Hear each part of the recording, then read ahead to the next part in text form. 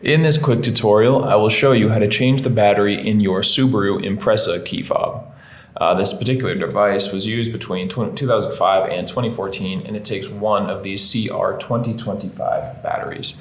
If you want to pick one of these batteries up online, I will leave a link down in the description to get one on Amazon for the lowest price. It's just a couple bucks, and then once it comes right to your door, you can just follow this video, follow the step-by-step, and it is really easy, guys. The first thing we're going to do is just look to the top. There's a little indentation that's made specifically to open this thing up, and we're just going to use a regular flathead screwdriver to go in, twist, comes apart very easily, and now using the same tool and coming in from the top left with this pointing down, coming in from the top left here, we're going to use the corner of our flathead screwdriver just to lift up that battery, and it will pop out.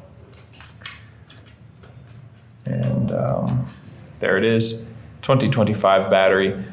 Take your new battery, make sure this positive side with the text on it, the battery information, goes face down, and you can just click it back into place, set this on top, click it back together, and that's really all it takes.